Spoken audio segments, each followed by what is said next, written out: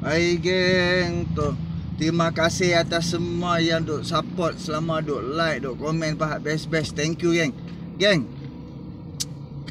kalau dibubarkan parlimen hari Jumaat ni, kalau yang di-Pertuan Agong terima untuk membubarkan parlimen ni, salah satu yang aku faham, yang aku dengar, untuk penjawat awam, kalau disebabkan bajet tak boleh nak bentang, penjawat awam tak akan ada cuti, semua cuti akan digantung.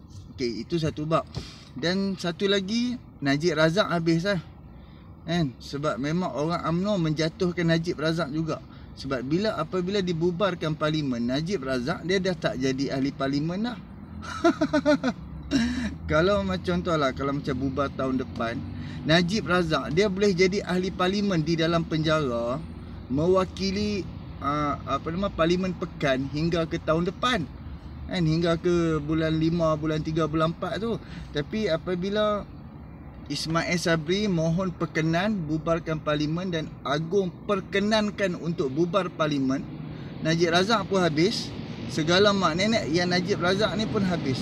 Dan agak mustahil lah, kira macam agak mustahil kalau macam Najib Razak ni mendapat pengampunan ni, memang agak mustahil.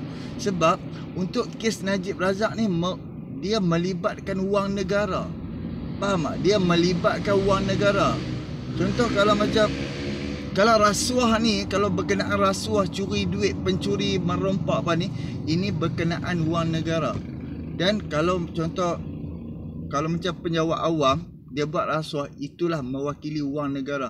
Kalau macam kes rasuah syarikat ke apa ke, itu pun kalau ikutkan dia kena bayar cukai lah apa semua.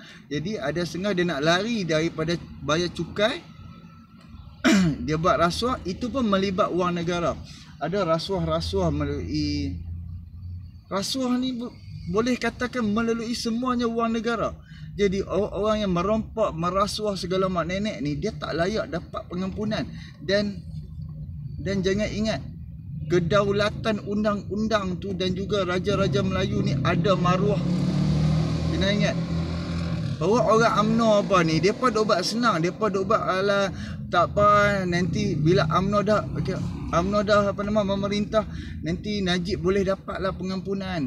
Bro, cara hampa bercakap Najib boleh dapat pengampunan tu seperti sultan-sultan raja-raja Melayu ni duk nak pejam mata je soal rasuah.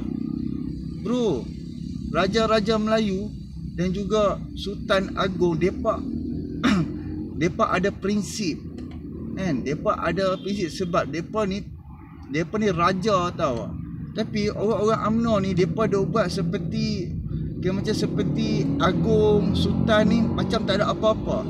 Sedangkan nombor satu dalam Malaysia, nombor satu di dalam setiap negeri adalah Raja, Sultan dan Agong. Nombor satu dalam Malaysia tau.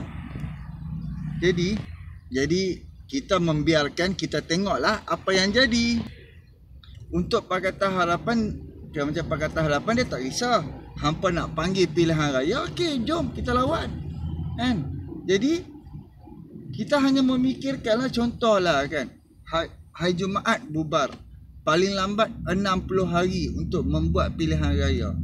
Kalau daripada sekarang bulan 10 bubar, paling lambat bulan 12 untuk buat pilihan raya. Dan bulan 12 waktu tu dah musim banjir.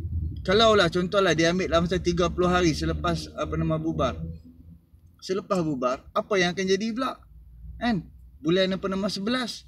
Bulan 11 banjir. Sekarang pun hujan dah mai dah, babe. Kan, dekat KL tiba-tiba tengah-tengah malam hujan, pagi-pagi hujan. Kan, minggu ni pagi-pagi 2 kali ke ataupun dah 3 kali, tapi hujan tu sat ya. Kan, ini dia dah bagi hint-hint. Kan, kalau nak buat pilihan raya paling cantik tengah tahun, bulan 3, bulan 4, bulan 5, bulan 6 cantik. Jadi kita nantikanlah, sebab ini macam nak cakap, kira macam UMNO punya ni, depa duk buat macam Malaysia ni, depa boleh kira macam depa boleh buat apa-apa saja senang-senang. Kan, contohlah sekarang ni kalau pilihan kalau sekarang ni Perdana Menteri bukan daripada Barisan Nasional, of course depa dah tarik sokongan lagi dah. Mesti depa akan tarik lagi sokongan. Kan? Kalau itulah, kalau Barisan Nasional hampa nak buat apa pun, buatlah. Yang penting kena ingat, kalau apa yang hampa buat ni berkenaan dengan rakyat, menyusahkan rakyat dan juga memberi bebanan kepada yang di-Pertuan Agong, memberi bebanan kepada raja-raja Melayu, kita kena tolak Barisan Nasional ni. Dan sekarang ni pun memang dah ramai rakyat tolak Barisan Nasional. Memang dah ramai rakyat tolak Barisan Nasional. Kan? Macam aku buat channel YouTube.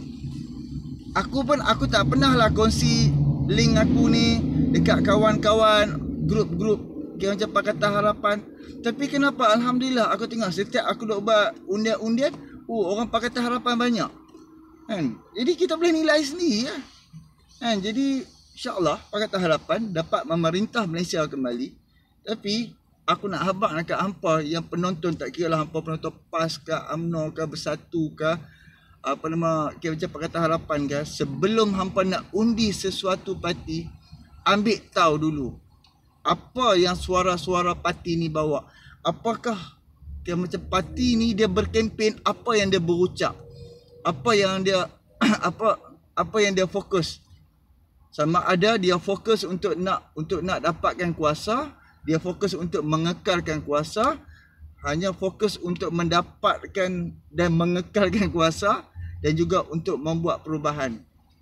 Untuk Pakatan Harapan memang dah jelas apa yang aku boleh pilih Pakatan Harapan disebabkan apa yang Nurul Izzah, Rafizi Ramli dan Pakatan Harapan nak bawa. Tak kira, semua ada, DAP ada, macam PKR ada, Amanah ada, yang membawa isu pertanian, keperluan makanan rakyat. Lepas tu macam termasuklah sekali beras ke, import ekspor yang daripada segi macam makanan.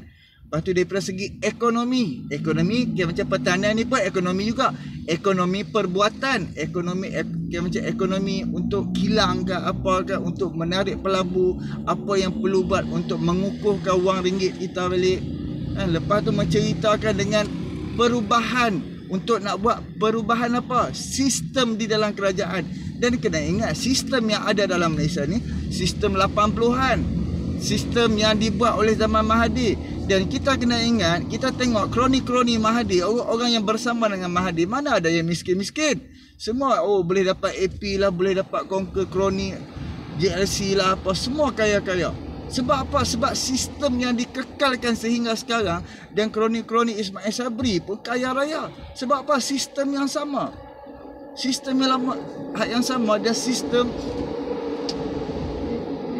macam yang menguntungkan orang-orang hak di atas. So kita perlu tolak sistem-sistem bodoh macam ni.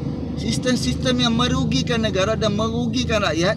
Dan siapa yang dapat job tu, siapa yang dapat jadi JLC, siapa yang dapat jadi kroni, kaya raya.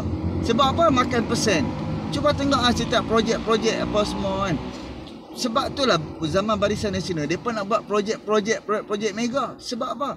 Projek mega boleh dapat komisen, boleh makan persen yang cukup tinggi. Cuba hang tengok kapal LCS kalau ikutkan untuk nak untuk nak buat sebiji kapal LCS, kalau ikutkan macam negara lain buat, 300 juta aja kita dah boleh dapat sebiji. 300 juta untuk sebiji. 300 juta lebih.